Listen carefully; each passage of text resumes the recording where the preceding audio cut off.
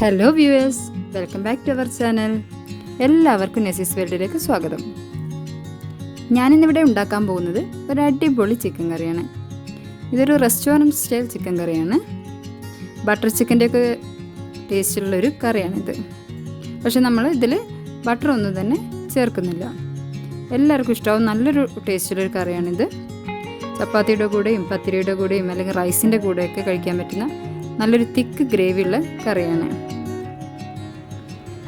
അപ്പോൾ നമുക്ക് ഈ അടിപൊളി ചിക്കൻ കറി എങ്ങനെയാണ് ഉണ്ടാക്കുന്നതെന്ന് നോക്കാം.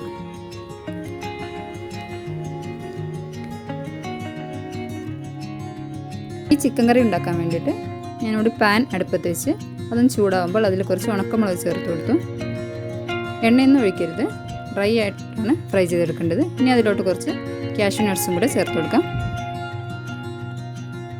എന്നിട്ടൊന്ന് ചെറുതായിട്ടൊന്ന് ഇളക്കി കൊടുക്കാം. ഒരു 2-3 മിനിറ്റ് റോസ്റ്റ് ചെയ്തെടുത്താൽ മതി. ലോ ഫ്ലെയിമിൽ വെച്ചിട്ട് വേണം റോസ്റ്റ് ചെയ്തെടുക്കാൻ.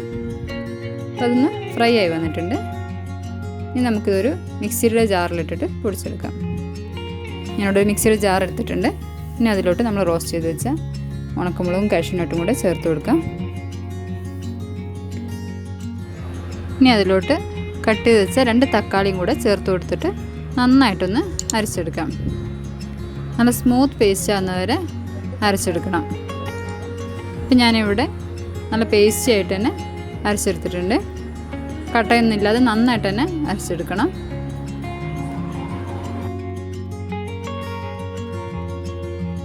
ഞാൻ സെയിം പാൻ തന്നെ ഒന്ന് ചൂടാകുമ്പോൾ അതിലോട്ട് 2 ടേബിൾ സ്പൂൺ ഓയിൽ ചേർത്ത് കൊടുക്കാം. വെളിച്ചെണ്ണ ചേർത്താലും കുഴപ്പമില്ല. ഇനി അതിലേക്ക് ചെറുതായി കട്ട് ചെയ്ത് വെച്ച ഉള്ളി ചേർത്ത് കൊടുക്കാം. ഞാൻ 2 സവാളയാണ് എടുത്തത്. ചെറുതായിട്ട് ഫൈനായിട്ട് കട്ട് ചെയ്തിട്ട് അതും കൂടി ചേർത്ത് കൊടുത്ത് നന്നായിട്ടൊന്ന് ഫ്രൈ ചെയ്തെടുക്കുക. ഒരു 5-6 മിനിറ്റ് മീഡിയം ഹീറ്റിലിട്ടിട്ട് വേണം ഫ്രൈ ചെയ്തെടുക്കാൻ.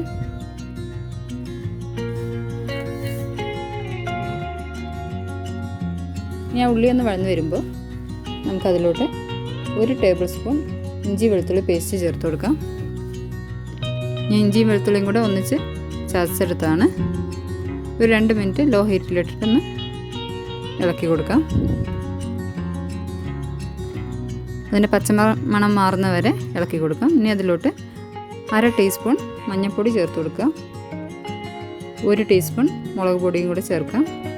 പിന്നെ അതിലോട്ട് 2 ടീസ്പൂൺ മല്ലിപ്പൊടിയും കൂടെ ചേർത്ത് കൊടുക്കുക. എന്നിട്ട് നന്നായിട്ടൊന്ന് മിക്സ് ചെയ്തെടുക്കാം. പിന്നെ ആവശ്യത്തിനുള്ള ഉപ്പും കൂടെ ചേർത്ത് കൊടുക്കാം.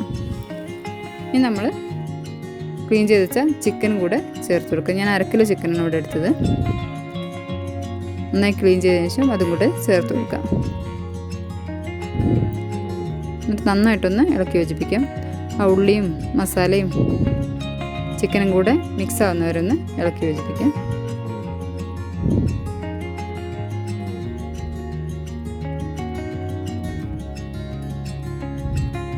മീഡിയം ഹീറ്റിലിട്ട് വേണം ഇളക്കി കൊടുക്കാൻ.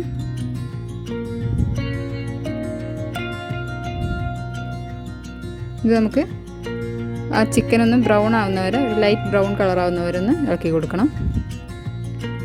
എന്നിട്ട് നമ്മൾ നേരത്തെ ഗ്രൈൻഡ് ചെയ്ത് വെച്ച മസാല പേസ്റ്റും കൂടെ ചേർത്ത് കൊടുക്കാം.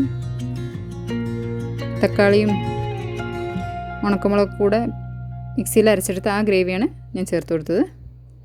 ആ മസാലയാണ് ഞാൻ ചേർത്ത് കൊടുത്തത്. ഇനി ഒരു 2-3 മിനിറ്റ് ഇളക്കി കൊടുക്കാം.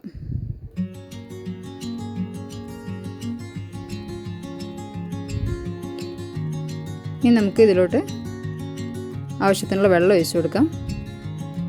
ചിക്കൻ വേവാൻ ആവശ്യമായ വെള്ളമാണ് ഒഴിച്ചു കൊടുക്കുന്നത്.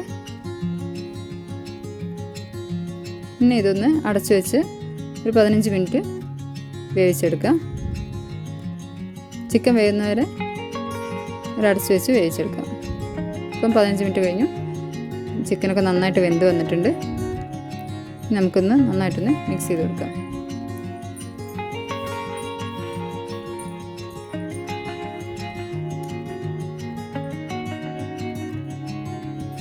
ഇനി നമുക്കിതിലോട്ട് 1/2 ടീസ്പൂൺ ഗരം മസാലപ്പൊടി ചേർത്ത് കൊടുക്കാം. എന്നിട്ട് നന്നായിട്ടൊന്ന് ഇളക്കി യോജിപ്പിക്കാം.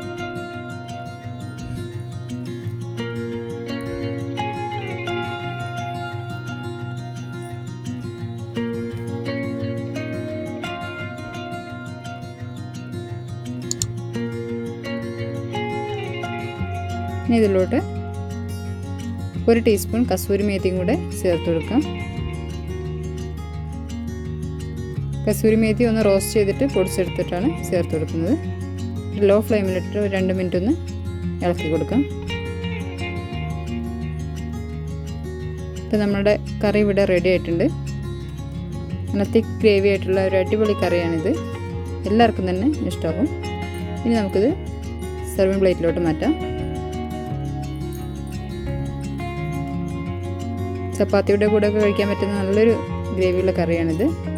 എല്ലാവരും തന്നെ ഒന്ന് ട്രൈ ചെയ്ത് നോക്കണം. നിങ്ങളുടെ അഭിപ്രായങ്ങൾ കമൻറ്റ് ചെയ്യണം.